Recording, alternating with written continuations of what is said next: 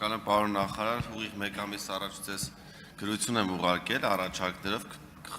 կցանկանամ դրա մի մասը այժմ քննարկենք։ Ուրեմն ի պատասխան իմ հարցումներից մեկին դուք պատասխանել եք, որ բանակում ծխում է ժամկետային զինծառայողների 67%-ը, որի զգալի մասը սկսել է ծխել բանակ զորակոչվելուց հետո, ենթասպայական անձնակազմի 69%-ը եւ սպայական անձնակազմի 87%-ը։ Թվերը շատ մտահոգիչ են եւ ուսումնասիրելով միջազգային փորձը տեսնում ենք, որ մի շարք երկրներում բանակում ծխելը արգելված է կամ սահմանափակված է եւ նաեւ բազմաթիվ երկրներում ծխելու տարիքը, այսինքն ծխախոտի վաճառքի տարիքը 20 տարեկանից ավելի բարձրն է։ Օրինակ Ճապոնիայում, Թայլանդում, Լատվիայում, Սինգապուրում, ԱՄՆ-ում, Ինդոնեզիայում, Հնդկաստանում եւ այս մասով մի շարք առաջարկներ եմ հնչեցրել, մասնավորապես ծառայության ժամկետի կրճատման մասով։ Գործընկերները արդեն նշեցին, ունենք օրինակ նույն դասարանում սովորած տղաներ, ովքեր մեկը գնացել է ծառայության ամռանը, իսկ մյուսը պետք է գնա հունվարին, ավարտում եմ, ամռանը ծառայության գնացող զինծառայողը փաստացի ավելի երկար է ավելի ուշ է զորացրվելու, քան հունվարին զորակոչվողը։ Ինչ է կարծում, կարող ենք այսպիսի խրախուսող նորմ դնենք, որ այն զինծառայողները, ովքեր որ չեն ծխի, որպեսզի սրանով խրախուսենք չծխելը եւ նվազեցնենք այս խայտարակ մեծ թիվը, նրանց հնարավորություն տանք ինչ որ ժամանակով ավելի շուտ զորացնել կամ ազատ արձակումներ տանք լրացուցիչ։ Ազատ արձակումների մասով գուցե քննարկելի է, խրախուսական նորմերը գուցե կիրառելի են, բայց ծառայության որևէ ժամկետ կրճատելը այս փուլում քննարկելի չէ, պարոն Սարգսյան։ Ինչ վերաբերում է ծխելուն եւ ծխելու հանրության շրջանում ծխախոտի տարածվածության շուրջ մտահոգություններին, ես ինքս չեմ ծխում, ես էլ մտահոգ քաղաքացի եմ ու լավ չեմ գնահատում հասարակության շրջանում ծխելու միտումների մեծացմանը, բայց միևնույն ժամանակ կարծում եմ, որ պիտի յուրաքանչյուր արգելք լինի իրավաչափ եւ եթե սահմանում ենք այնպիսի արգելքներ, որոնք վերաբերում են արդեն չափահասությունից վեր տարիքին, սա ավելի լայն քննարկման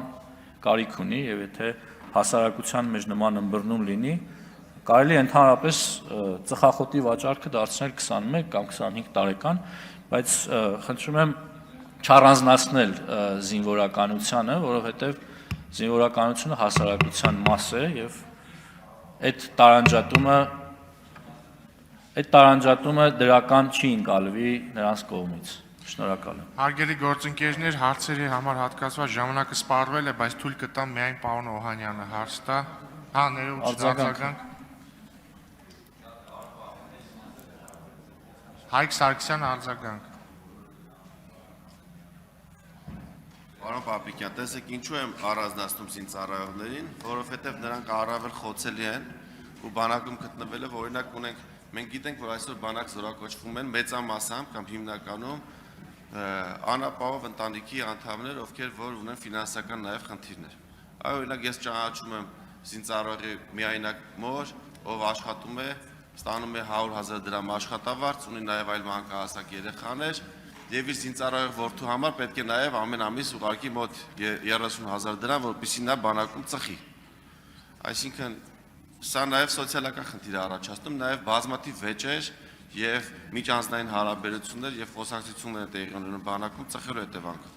Այդ չեմ ասում, որ աշխարհում մահացությունների ամեն 5-ից մեկը դա ծխելու հետևանքով է, նաև բարձրացնում է հիվանդությունների ռիսկայնությունը, միջինում նրանք 10 տարի ավելի պակաս են ապրում եւ նաև ավելի քիչ են սնվում ծխելու հետևանքով, նաև ավելի քիչ են սնվում, ավելի վատ են պատրաստվում եւ ֆիզիկական առումով է սա խնդիրներ ստեղծում եւ նաև միջանձնային հարաբերությունների առումով։ Այսինքն մենք այդտեղ խնդիր ունենք, որպեսզի նվազեցնենք ծխելը, որտեղ այդ մարդիկ նաև բանակից հետո կյանք են մտնում ու բանակում ավելի շատ են ծխողները, քան մեր քաղաքացիական կյանքը։ Շնորհակալություն, պարոն Սարգսյան, ես շատ բարձր եմ գնահատում լավ բաներ, այդ թվում նաև հիմնականում բանակում անելու ձեր ցանկությանը, շատ կարևոր է, բայց անել խրախուսական քայլեր, մենք դրա համար պիտի ունենանք համապատասխան ռեսուրս, այսինքն մեր ռեսուրսները անսպառ չեն։ Մենք կարող ենք քայլեր անել, որը